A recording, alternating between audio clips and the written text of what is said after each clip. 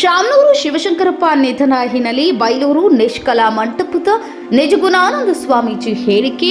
ಬೆಳಗಾವಿ ಜಿಲ್ಲೆ ಕಿತ್ತೂರು ತಾಲೂಕಿನ ಬೈಲೂರು ಗ್ರಾಮ ನಾಡಿನ ಲಿಂಗಾಯತ ಧರ್ಮದ ಹಿರಿಯ ಚೇತನ ಲಿಂಗೈಕ್ಯರಾಗಿದ್ದು ನಮಗೆಲ್ಲರಿಗೂ ನೋವು ತಂದಿದೆ. ಈ ದೇಶದ ರಾಜಕಾರಣದಲ್ಲಿ ಅವರು ಹಿರಿಯ ರಾಜಕಾರಣಿ. ಅವರ ಸೇವೆ ಧಾರ್ಮಿಕ, ಶೈಕ್ಷಣಿಕ ಕ್ಷೇತ್ರದಲ್ಲಿ ಹೆಚ್ಚು.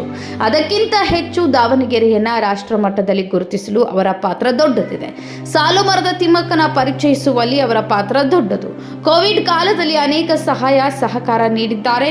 ಅವರ ಕುಟುಂಬಕ್ಕೆ, ಸಮಾಜಕ್ಕೆ ನೋವು ಸಹಿಸಿಕೊಳ್ಳುವ ಶಕ್ತಿ ದೇವರು ನೀಡಲಿ ಎಂದು ಪ್ರಾರ್ಥಿಸುತ್ತೇನೆ.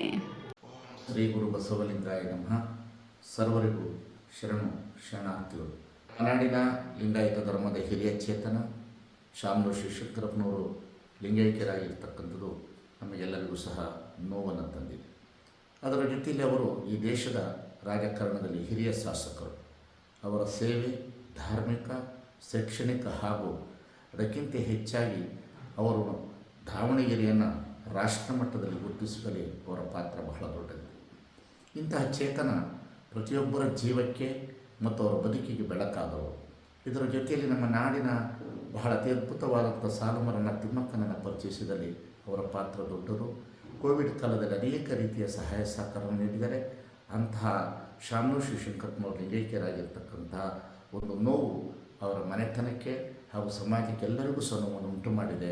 ಆ ದೇವರು ನಮಗೆಲ್ಲರಿಗೂ ಸಹ ನೋವನ್ನು ಸಹಿಸಿಕೊಳ್ಳುವ ಶಕ್ತಿಯನ್ನು ನೀಡಲಿ ಎಂದು ಬಸವಾದಿ ಪ್ರಮುಖರಲ್ಲಿ ಪ್ರಾರ್ಥಿಸುತ್ತೇವೆ.